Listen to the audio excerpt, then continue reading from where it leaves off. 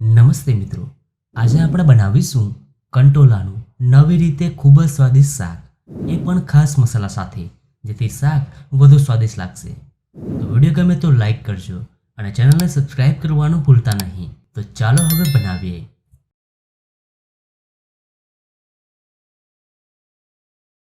કંટોલાનું સ્વાદિષ્ટ શાક બનાવવા માટે અહીંયા મેં 250 ગ્રામ કંટોલા લીધા છે. આ રીતના લીલા અને કૂણા લીધા છે, જે ખાવામાં ખૂબ જ સરસ લાગે છે. હવે એક પેનમાં ઉમેરીશું 3 ટેબલસ્પૂન તેલ. હવે તેલ ગરમ થાય એટલે તેમાં ઉમેરીશું અડધો ટીસ્પૂન રાઈ અને હવે રાઈને ફૂટવા દઈએ. હવે રાઈ ફૂટવા લાગે એટલે તેમાં ઉમેરીશું અડધો ટીસ્પૂન જીરું, એક તમાલપત્ર અને 1 ઇંચ તજ ઉમેરી અડધી મિનિટ સાતળી લઈએ.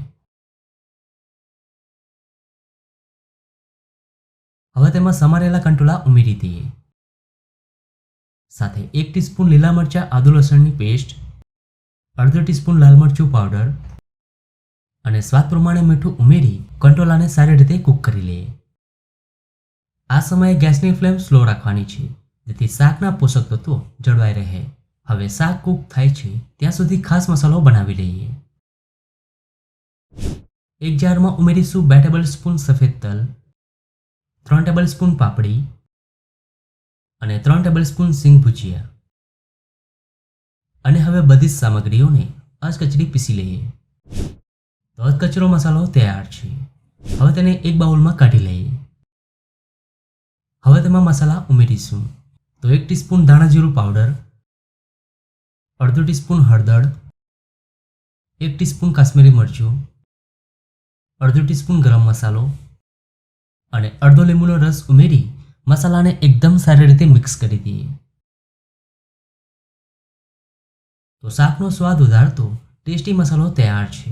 હવે આપણે શાકને ચેક કરી લઈએ.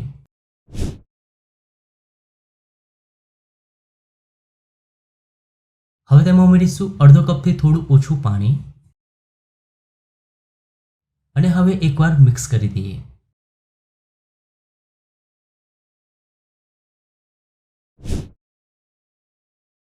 હવે તેમાં તૈયાર કરેલો મસાલો ઉમેરી દઈએ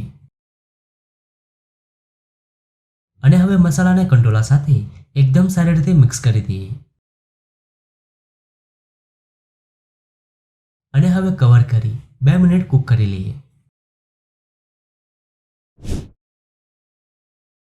તો જોતા જ ખાવાનું મન થાય તેવું કંટોલાનું શાક તૈયાર છે. હવે તેને સર્વ કરી લઈએ.